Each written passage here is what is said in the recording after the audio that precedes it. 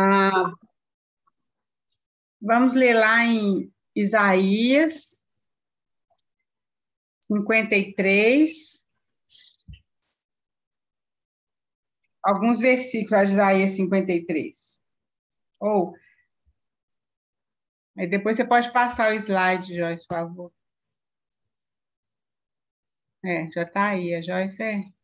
Aí, os versículos estão aí, Isaías 53, 4, 5, 10, 11 e 12.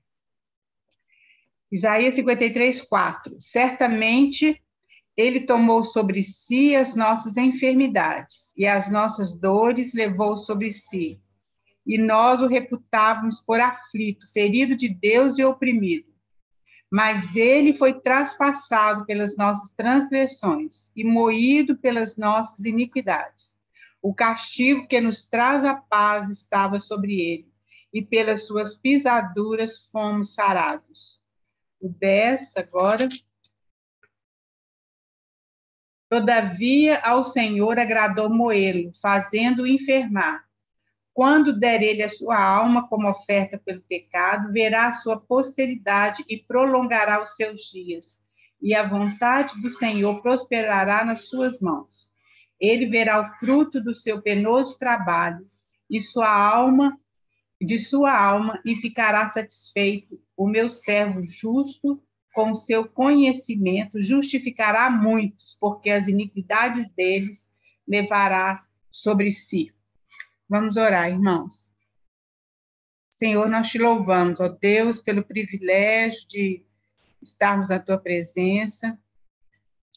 Nós te louvamos pela tua palavra, ó Deus, uma palavra tão rica, tão maravilhosa. Nós te louvamos, Senhor, porque realmente o Senhor levou as nossas iniquidades, os nossos pecados, ó Deus, foram colocados no Senhor, ó Pai. Nós te bendizemos por isso. Senhor, nós clamamos que nós possamos levar a tua palavra com seriedade, que nós possamos não ser negligentes, ó Deus, com aquilo que o Senhor tem depositado nos nossos corações, que a gente não fique acostumados, ó Deus, com essa palavra que a gente ouve, mas que isso possa trazer frutos, ó Deus, e trazer transformação na nossa vida, Senhor. Então, nesta manhã, se eu posso usar essa palavra conforme o teu querer, conforme a tua vontade no nosso coração. Só o teu Santo Espírito, ó Deus, pode abrir o nosso entendimento, os nossos olhos, para que a gente possa contemplar o Senhor Jesus. Que seja assim, ó Deus, para a honra e glória do teu nome. Amém. Então, meninas, antes da gente entrar mesmo nessa parte de hoje, eu pedi que vocês olhassem sobre o eu sou, né? Lá em João. Eu queria saber se alguém conseguiu ver quais foram o eu sou. Aí você abre seu microfone e compartilha conosco, por favor.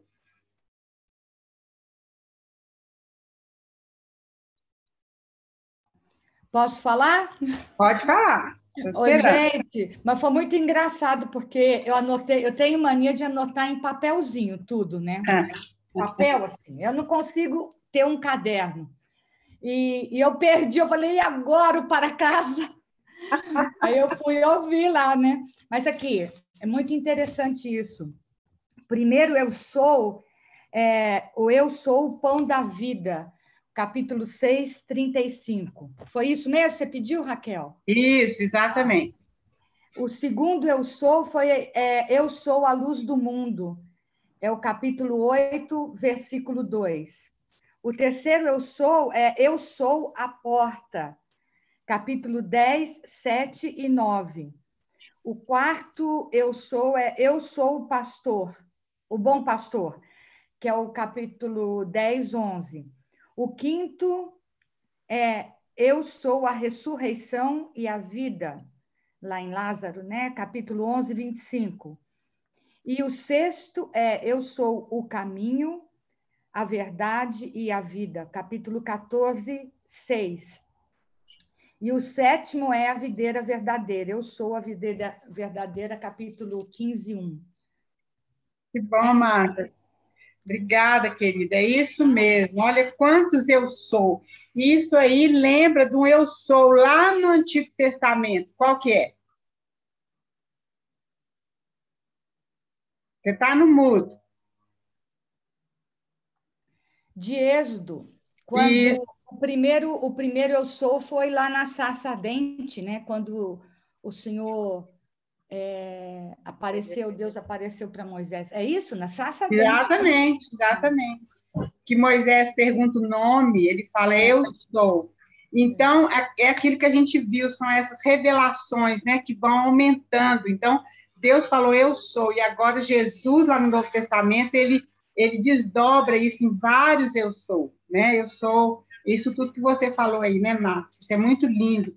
E tem um eu sou que ele fala também, vão abrir lá em João 13, 19, que reporta exatamente esse do Antigo Testamento, que é lá em Êxodo 3, 14, né? Se alguém quiser anotar. Alguém abre para nós João 13, 19.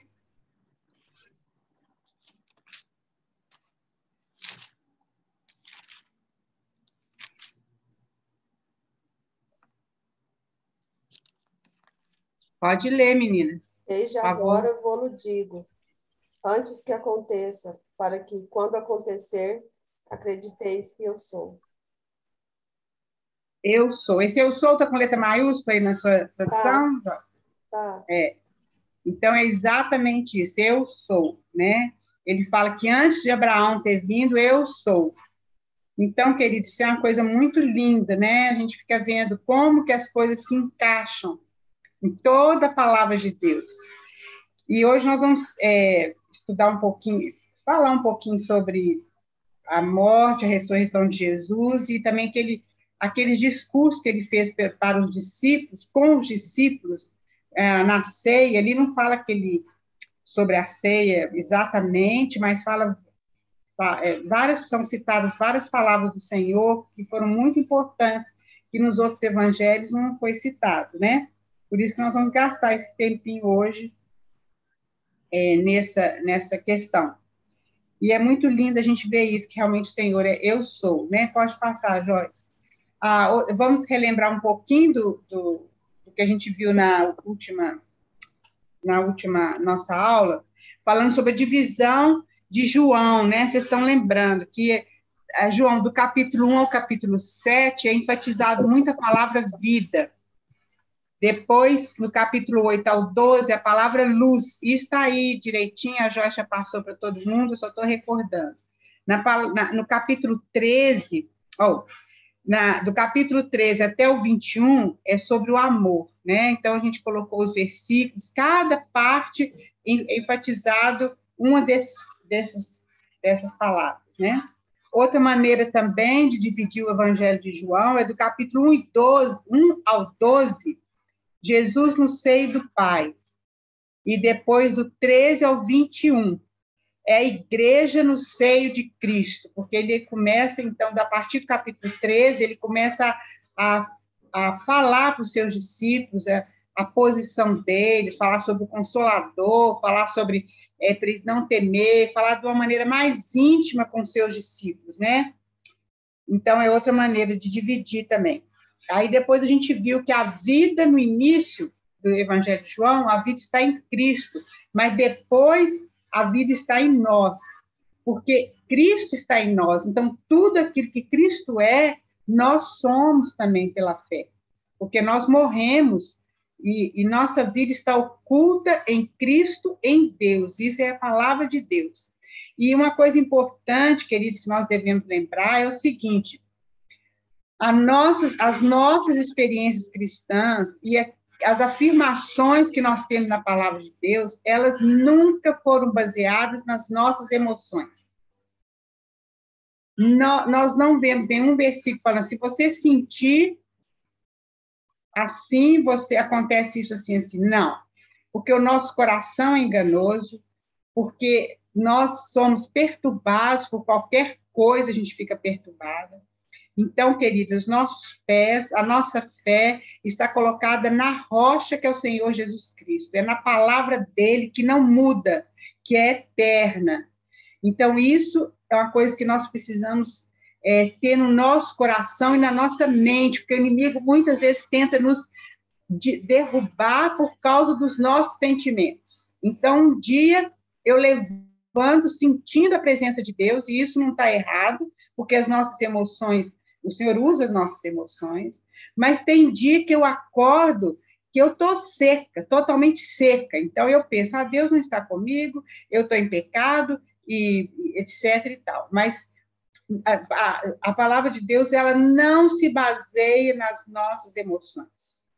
Tudo que Jesus Cristo fez na cruz, Deus realizou através do Senhor Jesus Cristo, essa obra. Então, eu não tenho poder para me perdoar, né? E nem tem poder para me salvar, nem tem poder para redimir o mundo, nem de me santificar, nada disso. Tudo foi feito através do Senhor Jesus Cristo. E a nossa fé tem que ser colocada sobre esse fundamento. Lá em 1 Coríntios 1:30, é um versículo que nós precisamos decorar, é um versículo maravilhoso que o Senhor fala o seguinte, se alguém abrir aí antes de mim, lê para nós, por favor. É um versículo que nós temos que ter na nossa mente sempre, que é assim, mas vós sois dele, nós somos de Cristo, em Cristo Jesus, agora preste atenção, o qual se nos tornou, da parte de Deus, sabedoria, justiça, santificação e redenção, para que, como está escrito, aquele que se gloria, glorie-se no Senhor. Veja bem, Deus nos colocou em Cristo. E quando ele nos colocou em Cristo, Cristo é o que está falando aí? A nossa sabedoria, ele é a nossa justiça, ele é a nossa santificação e ele é a nossa redenção. Ele é tudo para nós. Mas muitas vezes, queridos, o que eu penso, a minha experiência é a seguinte, que a gente lê, a gente decora esses versículos, mas nós esquecemos. E muitas vezes a gente não alcança a realidade da obra de Cristo, que foi uma coisa tão tremenda, que nós vamos ver hoje, que é a morte e a ressurreição dele. Então, isso aí não pode se tornar uma coisa corriqueira para nós. Isso aí tem que se transformar em experiência de vida a cada dia, a cada dia. Por quê? Porque a vida de Cristo em nós, esse é o segredo da vida cristã. É a vida de Cristo em nós. Então, vamos lá.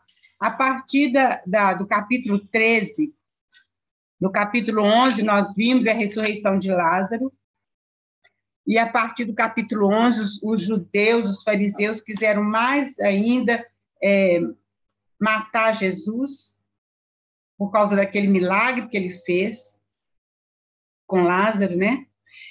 E a partir do capítulo 13, o Senhor Jesus, ele começa a ter essa comunhão mais íntima com seus discípulos. Não que antes ele não tivesse, mas os discípulos começaram a entender um pouquinho da missão do Senhor Jesus Cristo. Então, a primeira coisa que acontece ali no capítulo 13 é o Senhor Jesus Cristo lavando os pés dos discípulos.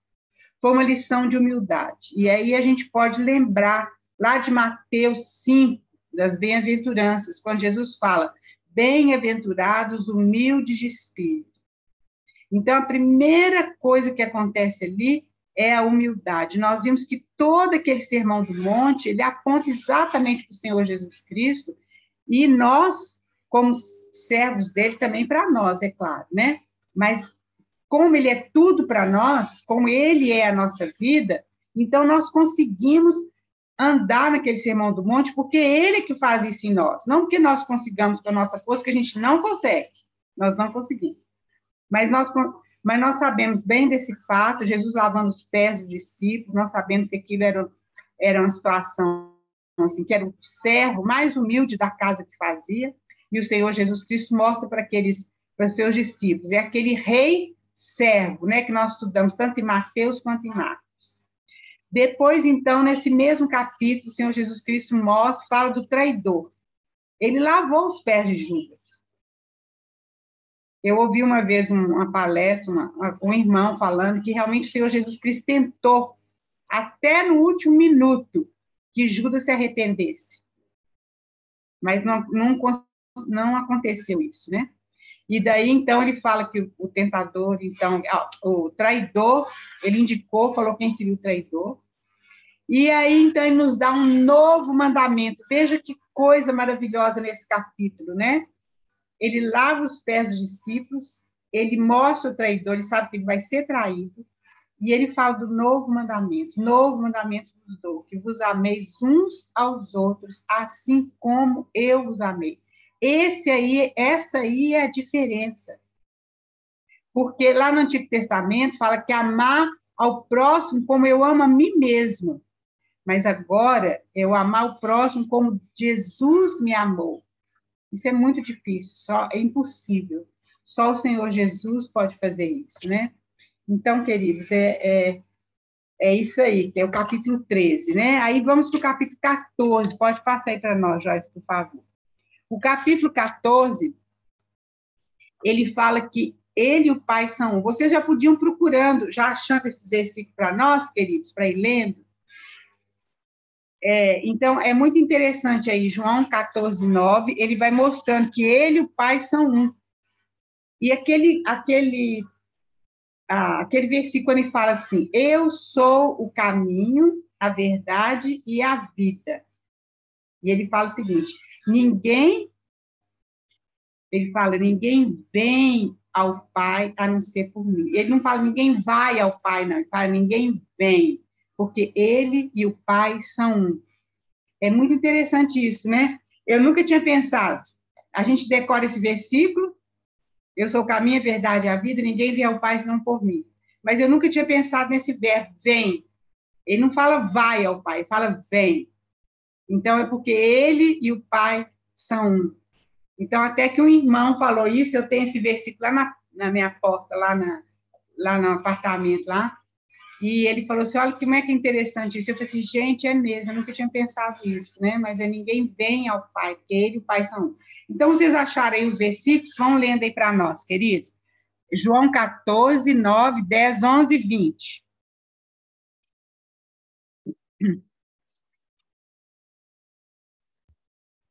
Jesus respondeu, há tanto tempo estou com vocês, Filipe, e você ainda não me conhece? Quem vê a mim, vê o Pai. Como é que você diz, mostra-nos o Pai? Você não crê que eu estou no Pai e que o Pai está em mim? As palavras que eu digo a vocês, não as digo por mim mesmo, mas o Pai que permanece em mim faz as suas obras. Creiam que eu estou no Pai e que o Pai está em mim. Creiam, ao menos por causa das mesmas obras. É isso mesmo? Isso mesmo. Agora é o 20. Naquele dia vocês saberão que eu estou em meu Pai, que vocês estão em mim e que eu estou em vocês. Olha bem, Cristo no Pai, nós em Cristo e Cristo em nós. Isso é união, queridos. Isso é uma coisa tão maravilhosa que nós precisamos meditar isso cada dia na nossa vida. São as verdades da palavra de Deus. Nós devemos encher a nossa mente com essas verdades e meditar nisso, né? Isso é uma coisa tão maravilhosa. Nós estamos no Pai, o Pai, Cristo está no Pai, nós estamos em Cristo e Cristo e o Pai estão em nós. Outra coisa que ele fala no capítulo 14, vamos ler lá, é sobre a promessa do Consolador, que é João 14, 16 e 17. Alguém lê para nós. E eu rogarei ao Pai, e ele vos dará outro Consolador, a fim de que esteja para sempre convosco. O Espírito da verdade, que o mundo não pode receber, porque não o vê, nem o conhece. Vós o conheceis, porque ele habita convosco e estará em vós. Amém, Mariana. Obrigada. É isso mesmo. O Espírito Santo habita em nós. O Senhor Jesus Cristo não nos deixou órfãos, né? O Espírito Santo habita em nós. E daí, eu não sei se eu pus mais para frente, mas vamos ler de uma vez a missão do Consolador, qual que é. lá em João 14, 26. Eu acho até que eu pus isso para frente, mas aí não tem problema. Alguém lê para nós João 14, 26. Está tudo aí pertinho.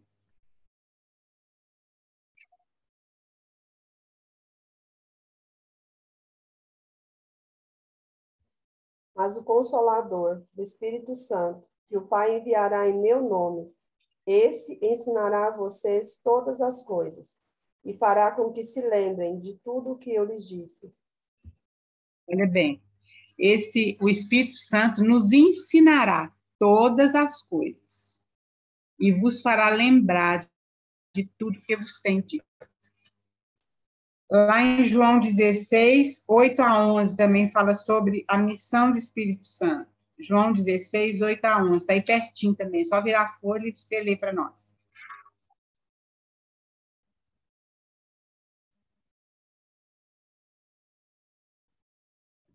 Quando ele vier, convencerá o mundo do pecado, da justiça, do juízo. Do pecado, porque o mundo se recusou em crer em mim. Da justiça, porque eu voltarei para o Pai e não me verão mais.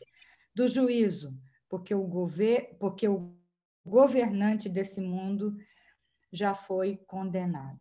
Amém. O 13, Márcia, pode ler o versículo 13 e o 14, por favor. Quando vier o Espírito da verdade, ele os conduzirá a toda a verdade. Não falará por si mesmo, mas lhes dará o que ouviu e lhes anunciará o que ainda está por acontecer. Ele me glorificará, porque lhes contará tudo que receber de mim. Amém. Então, queridos, essa é a missão do Espírito Santo em nós. Ele é o Consolador, ele vai nos guiar, ele vai nos ensinar, ele vai nos lembrar, ele vai crescer do pecado. Agora, acontece o seguinte, muitas vezes a gente pode, a Bíblia fala, não apagueis o Espírito Santo, né? A gente pode não começar a não ouvir a voz do Espírito Santo em nós. E aí, então, essas coisas ficam apagadas, né, em nós. Que realmente a gente possa orar para que a gente tenha ouvidos atentos e sensíveis à voz do Espírito Santo no nosso coração. Então, essa é a promessa do Consolador. E aí, então, outra coisa que Jesus fala no capítulo 14, vamos estar lembrando que Jesus está ministrando aos seus discípulos. Ele está voltando para o Pai. Os discípulos não vão vê-lo mais assim, presencialmente, mas ele vai deixar o seu espírito, e agora ele está tendo essa, vamos dizer, essa aula bem condensada para os discípulos, bem forte, né, bem profunda. E tanto é, queridos, que João escreveu esse evangelho bem depois, ele já estava velhinho quando ele escreveu esse evangelho, foi o último evangelho a ser escrito. E essas palavras, é claro, ele foi inspirado pelo Espírito Santo, com certeza, mas ele lembrou dessas coisas, né? Então, nós também podemos lembrar dessa palavra. Então, agora ele fala sobre guardar a sua palavra, né? Vamos ver lá João 14, 21 e 23, o Senhor Jesus Cristo falando de guardar a sua palavra. João 14, versículo 21 e versículo 23. Aquele que tem os meus mandamentos e os guarda, esse é o que me ama.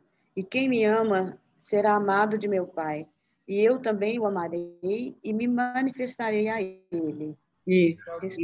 Respondeu-lhe Jesus: se alguém me amar, guardará a minha palavra. Meu Pai o amará e viremos para ele e nele faremos morada. Olha bem, o Senhor Jesus Cristo enfatizando a palavra dele, como nós precisamos guardar essa palavra, né? E para a gente guardar, nós precisamos ler. Graças a Deus, nós temos a palavra de Deus, temos liberdade. Aliás, a gente na nossa casa, acho que tem mais de uma Bíblia, né? Nós temos várias Bíblias. E daí, tem lugares que os irmãos não têm esse privilégio. Eu lembro, há muitos anos atrás, que Portas Abertas fez um evento chamado As Pérolas, não sei que lá das Pérolas, esqueci o nome agora, que era chegar eles mandaram várias Bíblias enrolaram direitinho no plástico e jogaram no mar, para a China, para os chineses. E eles, então, receberam essas Bíblias, algumas foram jogadas assim, outras eles conseguiram chegar lá, porque é proibido entrar a Bíblia lá na China.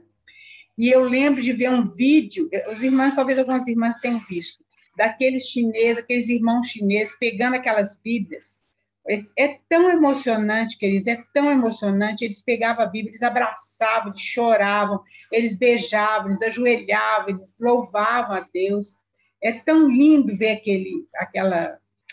aquela maneira que eles receberam a palavra. É claro que muitas vezes a gente endeusa a Bíblia, não é isso que eu estou falando, mas é a palavra de Deus que está contida aqui dentro, né?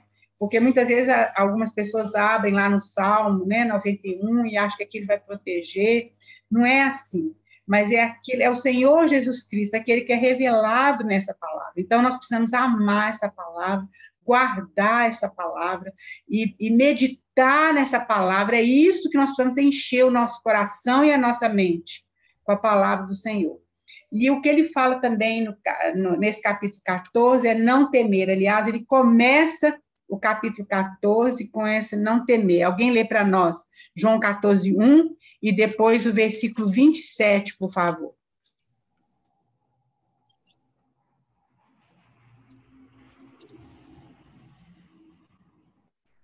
João 14, 1. No princípio era o Verbo, e o Verbo estava com Deus, e o Verbo era Deus. Esse aí é 1, né? É 14, 1. Hã? Eu estava lendo errado. Que o coração de vocês não fique angustiado, é esse? Esse. Vocês creem em Deus, creiam também em mim. Isso.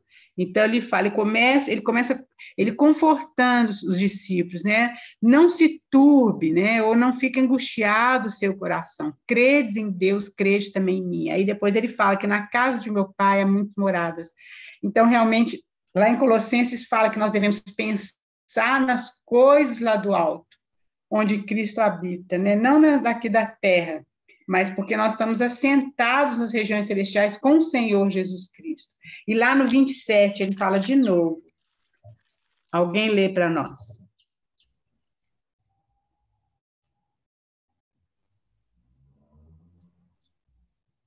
Deixo com vocês a paz. Pode ler, Márcia. Tá, obrigada. Deixo-vos a paz. A minha paz vos dou. Não vos dou como a dá ao mundo. Não se turbe o vosso coração, nem se atemorize. Aí, mais uma vez, o Senhor Jesus Cristo, ele está falando para a gente não temer. Ele derrama a paz dele sobre nós. Não é essa paz que o mundo dá, mas é a paz que ele dá. Pode passar, por favor, Joyce. Aí, no capítulo 15, ele vai falar sobre a videira verdadeira. Nós já falamos um pouquinho. Esse capítulo vai falar, ele faz uma imagem, tipo uma parábola, né? Da nossa união com ele. Então, quando ele fala videira verdadeira, nós já falamos isso, não é porque as outras são falsas, mas é porque as outras, elas remetem ao Senhor Jesus Cristo. Quando a gente vai estudar uma videira, quando a gente vê uma videira, nós devemos lembrar do Senhor e a nossa vida nele. Então, a gente falou sobre aquele milagre, o primeiro milagre dele transformando a água em vinho, é exatamente essa parábola dessa videira, porque a videira, ela pega a água que foi jogada ali, e essa água, então, é transformada em uva, e essa uva é exprimida e transformada em vinho. Então, foi isso que aconteceu com o Senhor Jesus Cristo, a vida dele. Ele deu a vida por nós. Aquelas uvas precisaram ser esmagadas para ser transformadas em vinho, né? Então, por isso que ele fala que ele é a videira verdadeira. É a nossa união com Cristo. Gálatas 2:20, é aquele versículo que nós sabemos de cor, agora não sou eu quem vive, né? Mas Cristo vive em mim. Confere aí, gente, vê se é esse mesmo. Colossenses 3, de 1 a 4. Vão abrindo aí para vocês lerem. Isso é muito importante, queridos, porque isso é o segredo da vida cristã. É Cristo em nós, a esperança da glória. Alguém lê Gálatas 2:20, Colossenses 3:1-4 e Colossenses 1:26-27. Gálatas 2:20. Logo, já não sou eu quem vive, mas Cristo vive em mim. E esse viver que agora tenho na carne, vivo pela fé no Filho de Deus, que me amou e se entregou por mim. Olha bem, a Paulo fala, agora já não sou eu quem vivo, mas Cristo vive em mim. Que coisa maravilhosa isso, né, queridos? Que realmente isso aí possa ser realidade na nossa vida, cada dia que a gente possa tomar posse mesmo dessa palavra, lá em Colossenses 3:1-4. Portanto, se fostes ressuscitados com Cristo, buscai as coisas que são de cima, onde Cristo está sentado à destra de Deus. Pensai nas coisas que são de cima e não nas que são da terra, pois morrestes e a vossa vida está oculta em Cristo, com Cristo em Deus. Olha Quando bem, Cristo, isso que é a nossa vida, se manifestar. pode terminar aí, alguém. Então, também vós... Hã?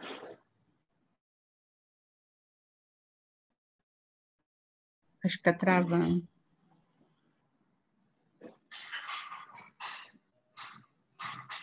Então, queridos, então vós também sereis manifestados com ele em glória. Olha bem, aqui Paulo vai mais adiante um pouquinho. Ele fala que nós já morremos com Cristo e já ressuscitamos com ele. A nossa vida está oculta, veja bem, juntamente com Cristo em Deus. Nossa vida é como se é uma coisa só, como a gente viu ali no capítulo 14 de João, né? E a gente viu também que Jesus foi colocando as sementinhas ali nos evangelhos, e quando chega aqui nas cartas, nas epístolas, essas sementinhas vão dando fruto, né? E vão aprofundando mais nesse conhecimento. Então, fala que nós morremos com ele e que vamos ressuscitar com ele. E quando Cristo, que é a nossa vida, se manifestar, então nós também seremos manifestados com ele em glória. Isso é muito maravilhoso, né, querido? Muito maravilhoso. Então, que isso possa encher o nosso coração de esperança, de alegria, que isso realmente seja aquilo que ocupe a nossa mente. Colossenses 1:26-27 e 27.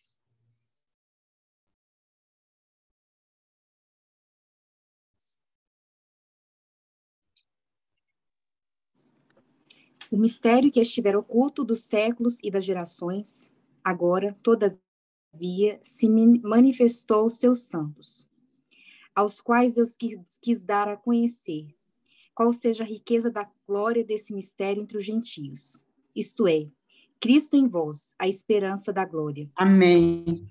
Esse, então, queridos, esse é o mistério. Veja bem, nós já falamos que o mistério de Deus é Cristo, e o mistério de Cristo é a igreja. Então, qual que é esse mistério? É Cristo em nós, a esperança da glória. Quando Deus olha para nós, queridos, ele não nos vê, ele vê o Senhor Jesus Cristo, porque nós somos cobertos com o sangue dele. Isso é uma coisa muito maravilhosa. Aquilo que Cristo realizou na cruz do Calvário é uma coisa tão grande. Nós realmente não conseguimos entender mesmo tudo. Nós cremos com o nosso coração, mas nós não conseguimos entender com a nossa mente. Mas foi uma obra tão grandiosa, uma coisa tão forte, tão maravilhosa, que realmente é uma verdade que é eterna, mas é uma verdade assim que alcançou o universo inteiro. Porque sempre o coração de Deus esteve e está com o homem. É o foco de Deus. Então, queridos, isso que Cristo fez, isso foi uma coisa assim tão tremenda, e isso precisa encher o nosso coração de gratidão, de louvor e de adoração. João 16 é a missão do Consolador, nós já lemos, nós já falamos sobre isso, né? Podemos ir para frente. E aí, então, em João 17, esse é um capítulo tão maravilhoso, queridos. É um capítulo que nós devemos ler se pudéssemos ler todo dia, para a gente ver aquilo, o amor do Senhor Jesus Cristo que foi derramado na nossa vida, que nós não podemos entender como ele pôde nos amar, sendo nós pecadores e sendo nós tão, como é que eu vou dizer, tão difíceis, né? Porque nós somos difíceis mesmo, todos nós. Como ele consegue ter paciência conosco, né? Porque realmente ele é amor e ele não muda. Ele não é o Deus que fica emburrado, porque às vezes a gente acha que, né, que Deus ficou emburrado comigo, que eu não fiz as coisas direito, mas não é assim. Então, esse é um capítulo tão lindo. Eu separei mais ou menos algumas coisas da oração sacerdotal. Alguém abre lá para nós em Hebreus 7, 25. A Epístola aos Hebreus, ele fala de Jesus de duas formas, nós vamos estudar. Ele fala como sacerdote, Jesus como sacerdote, e Jesus como apóstolo. O sacerdote é aquele que leva os pecados, leva os problemas do povo até Deus. E o apóstolo é aquele que traz, é enviado de Deus até o homem. E ele é essas duas coisas. Ele é o sacerdote e ele é o apóstolo. E ele é não só o sacerdote, mas ele é o próprio sacrifício que os sacerdotes tinham que fazer toda vez, né, que Deus mandou fazer lá no Antigo Testamento. Então, alguém lê Hebreus 7, 25, por favor.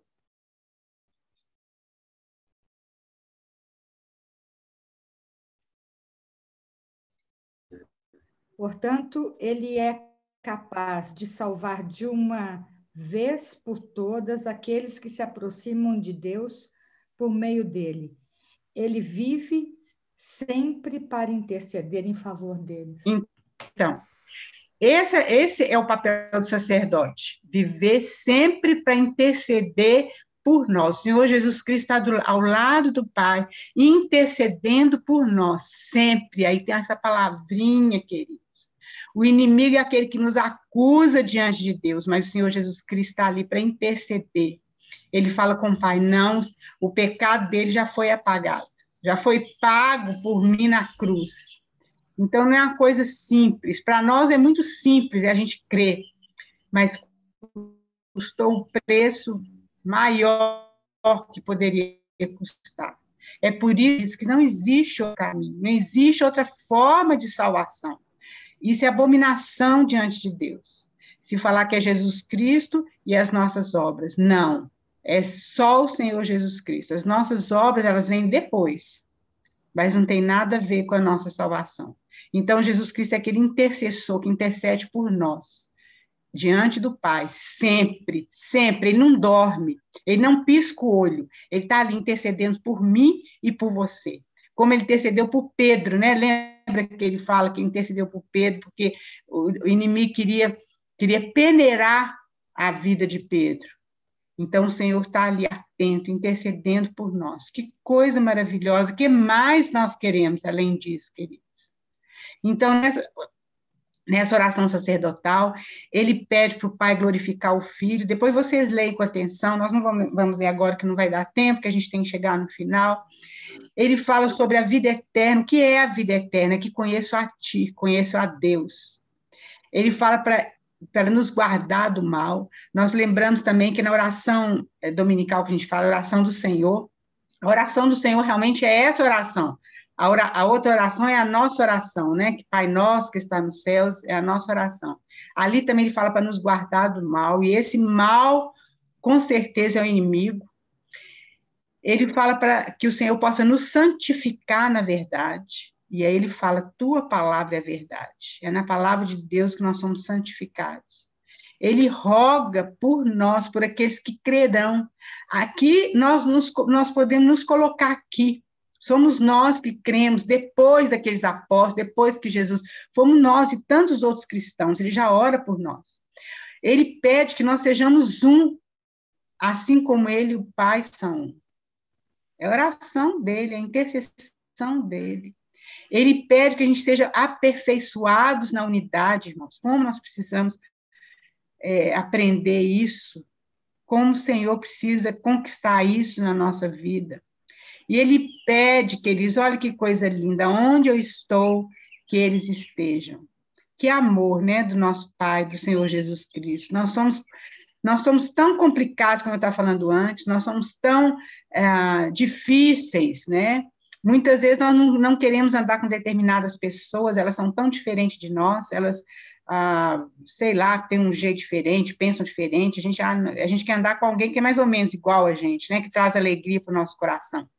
Mas ele fala, onde eu estou, que eles estejam também, o Senhor quer que nós estejamos junto dele. E o amor com que Deus ama o Filho que esteja em nós.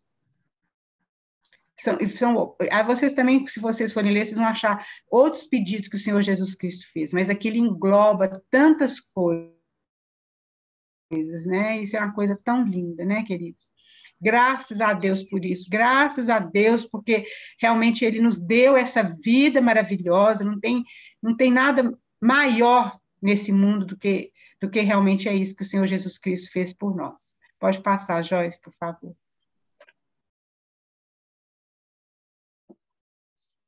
Nós vamos entrar, então, queridos, nessa parte, que a partir do capítulo 18, já é o Senhor Jesus no Getsêmani. Aqui em João não fala da agonia dele do Getsêmani, mas fala que ele foi preso ali, fala inclusive que a orelha de um dos soldados foi cortada, mas não fala da cura, né? No outro lugar fala que Jesus curou, que era a orelha. E aí, então, fala ele perante Anás, nós já conhecemos bastante esses episódios, fala Pedro negando a Jesus diante de Pilatos, né? Pilatos interrogando a Jesus, e aí, então, fala da crucificação. E nós sabemos que, realmente, a cruz, ela tem um lugar central em toda a história. A cruz não é o pecado da humanidade,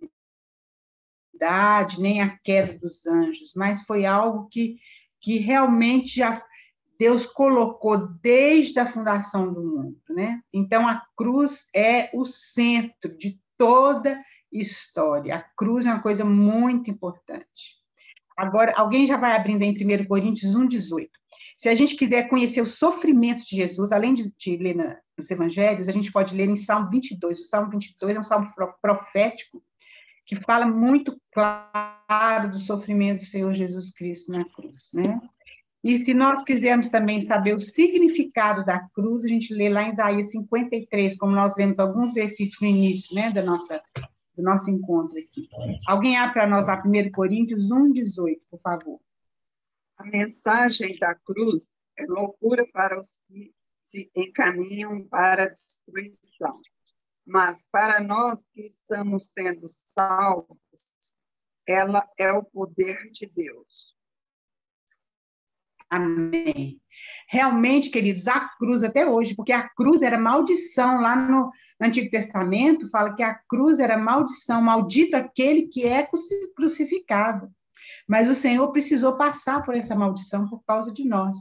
Então, os judeus também não entendem o capítulo 53 de Isaías, mas eles sabem que se refere ao Senhor Jesus Cristo. Mas como que o Messias, que é o Todo-Poderoso, etc., teria que passar por essa cruz?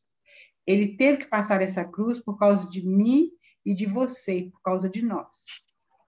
Então, por isso que a cruz é loucura. Nós não conseguimos entender a questão da cruz com a nossa mente, mas nós cremos e adoramos ao Senhor com o nosso coração. Pode passar, Joyce.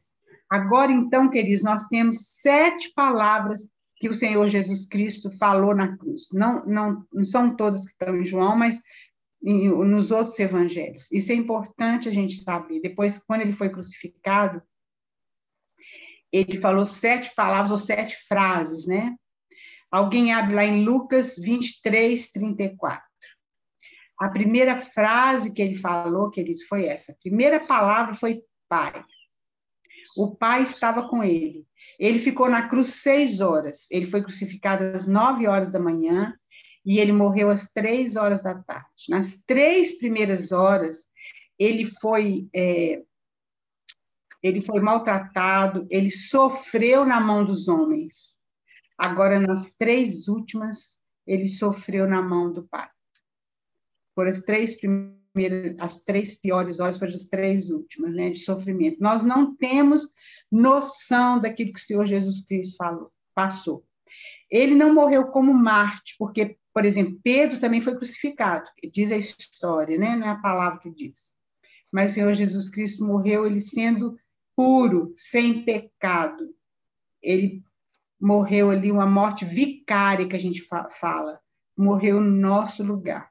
O castigo que nos traz a paz estava sobre ele. Então, leia aí, para alguém achou para nós, Lucas 23, 34.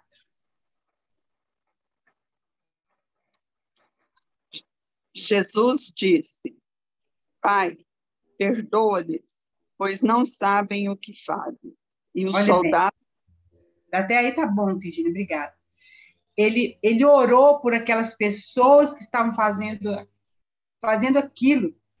Veja bem que coração, que amor, né? Naquele sofrimento físico que ele estava, e psicológico, e de alma, e de tudo.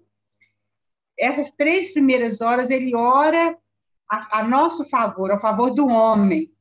Então, ele fala, Pai, perdoa-lhes, porque eles não sabem o que estão fazendo. E depois, a segunda palavra, ele fala para aquele ladrão que estava do lado dele, lá em Lucas mesmo, 23, 43.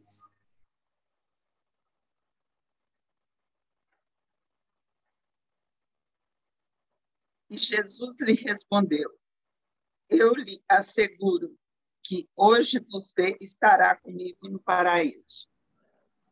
Olha, irmãs, ele pôde falar isso para aquele ladrão, porque ele tinha falado antes, perdoa, porque eles não sabem o que fazem. Então, Jesus falou para aquele ladrão do lado dele, porque aquele ladrão creu nele. Antes, um pouquinho, aquele ladrão falou com Jesus assim, lembra-te de mim quando entrares no teu reino. Não é isso que ele fala? Jesus, lembra-te de mim quando vieres no teu reino.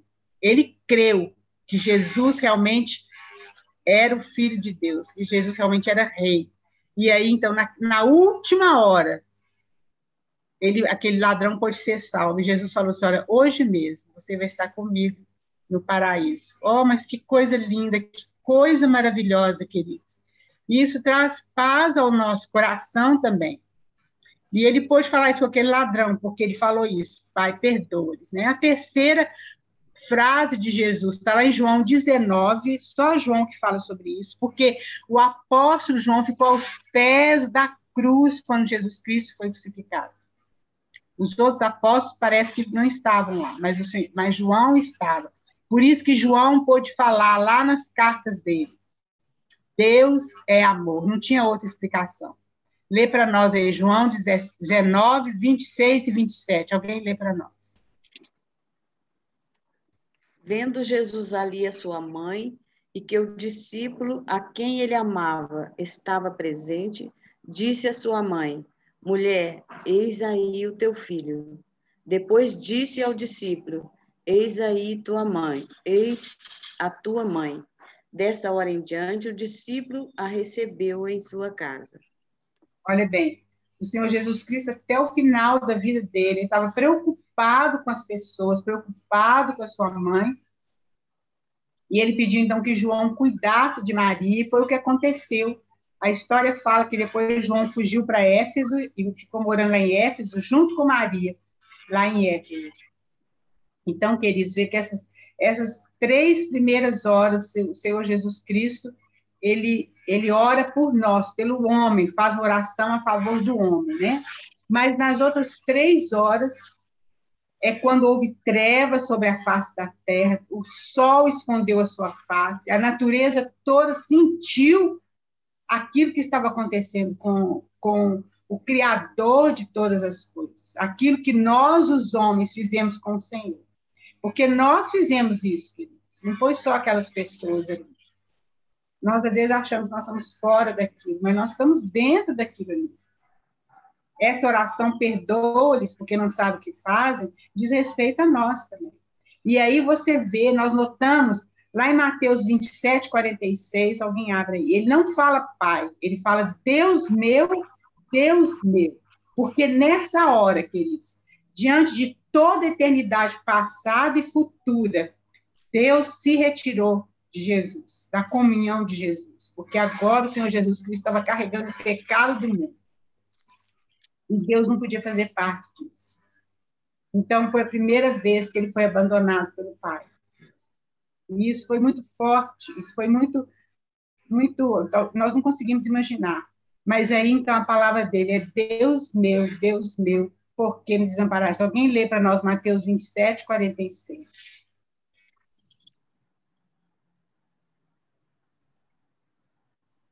Ao meio-dia, desceu sobre toda a terra uma escuridão, que durou 3 horas. Isso, lá, o 26 e o 27, Virgínia. 45. Ah, não, desculpa. É Mateus 27, 46. Acho que eu falei errado. Mas foi bom você ter lido esse versículo. Que fala da escuridão, né? Mateus 27, 46. Por volta de 3 horas da tarde, Jesus clamou em alta voz, dizendo: Eli, Eli, lema sabachthani. Isso quer dizer, Deus meu, por que me desamparaste? Veja bem. Então, agora a natureza toda sentiu aquilo que estava acontecendo com Jesus. E Deus, então, o Pai não estava mais em comunhão com o Filho. Esse foi o maior sofrimento de Jesus. E aí, então, a quinta palavra, lá em João 19, 28, ele fala, tenho sede. Alguém lê para nós 19, 28.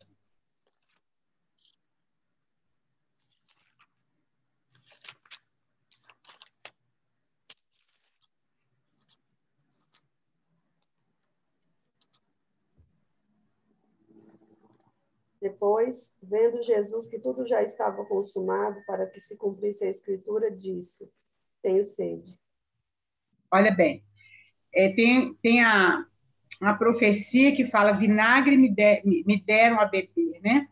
E quando ele fala, tenho sede, ele devia estar, com certeza ele estava com sede, porque seu sangue já tinha esvaído praticamente todo, mas essa sede também, ele tinha, como aquele salmo que a gente leu, se não me engano, Salmo 42, da costa, né? Como a costa suspira pelas águas. Ele suspirava pela presença de Deus, né? Na vida dele. E aí, então, a sexta palavra, que é uma palavra tão maravilhosa, que ela é em João 19:30, se você está aberta aí, já lê para nós, por favor.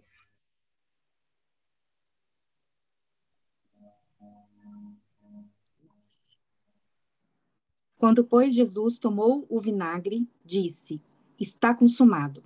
E, inclinando a cabeça, rendeu o espírito. Isso.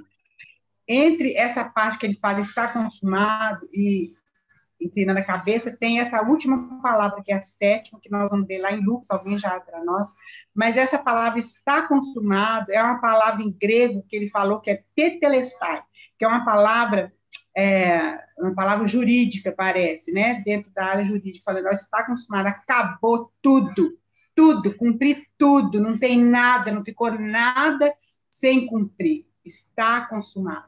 E essa palavra, queridos, ela ecoa no universo até hoje, até antes na eternidade passada, assim como na eternidade futura. O Senhor, ele consumou todas as coisas, né? Então, isso é uma coisa muito forte, muito maravilhosa. Por isso que ele pôde falar, perdoa. Por isso que ele pôde falar com aquela mulher adúltera, eu também não te condeno, seus pecados estão perdoados, porque ele pagou aquele pecado na cruz. Por isso que ele pôde falar, não temas, porque ele venceu a morte. E aí, então, queridos, a última palavra, a última sentença dele, lá em Lucas 23, 46. Porque, igual...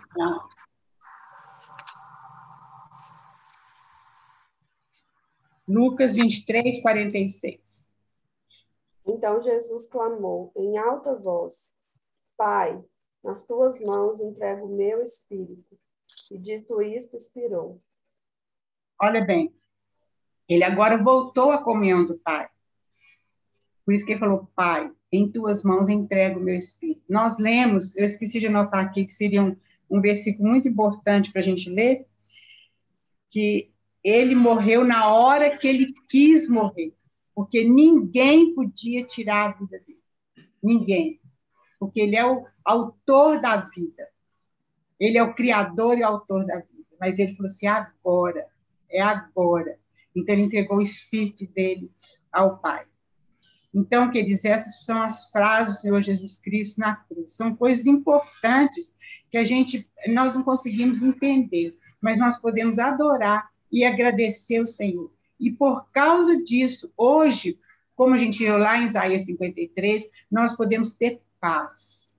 Porque, por causa dessa palavra, tetelestai, ele pagou tudo, tudo, tudo. E basta que a gente creia.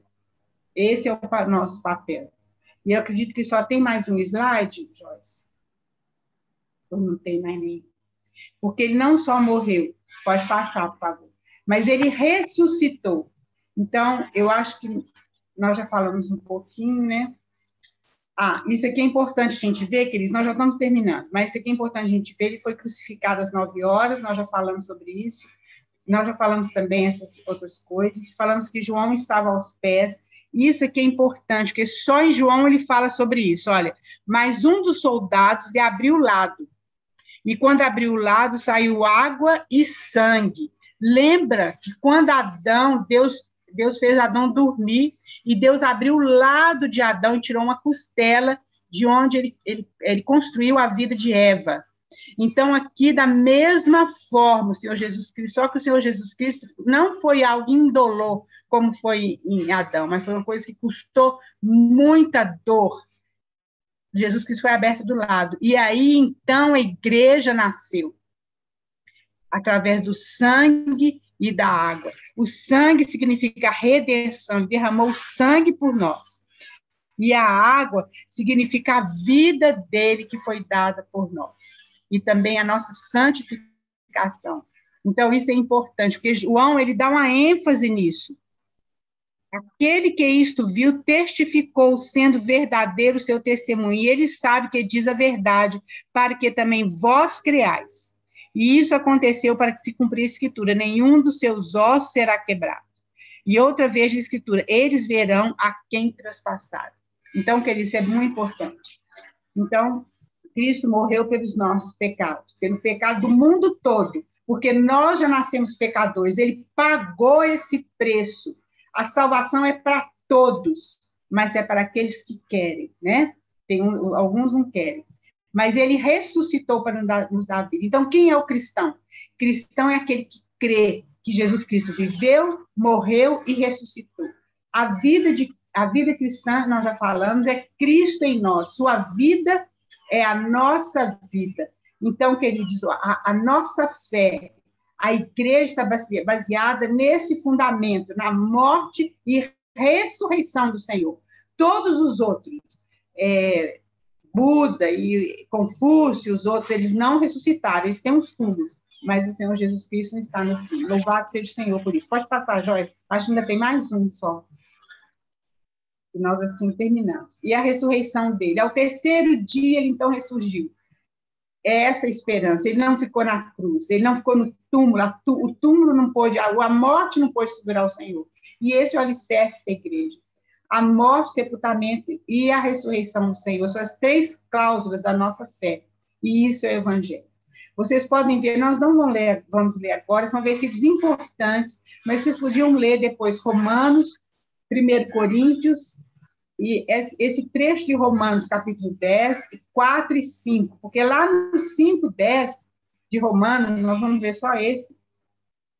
A vida de Cristo é a vida que sai da morte. Que coisa maravilhosa, queridos, porque veja que o que Paulo fala aqui em Romanos. Depois, quando a gente está em Romanos, nós vamos entrar nisso com mais detalhe. Porque se nós, quando inimigos, fomos reconciliados com Deus, mediante a morte do seu Filho, muito mais, estando já reconciliados, seremos salvos pela sua vida.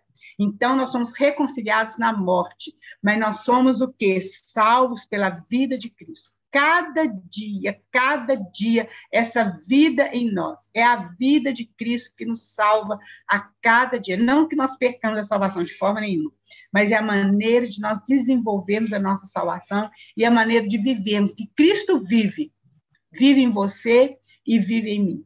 Então, é a vida que sai da morte, a vida de Cristo em nós. Esse é o segredo da vida cristã. Nós não conseguimos viver a vida cristã com a força do nosso braço.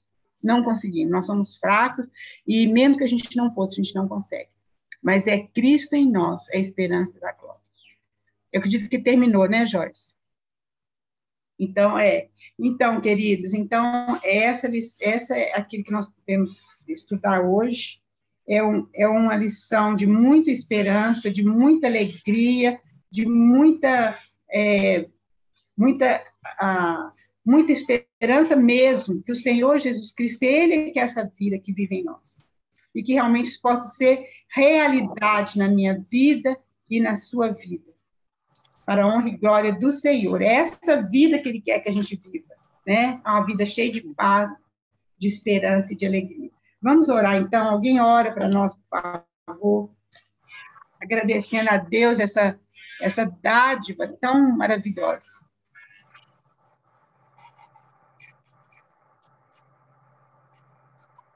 Márcia, você pode orar para a gente?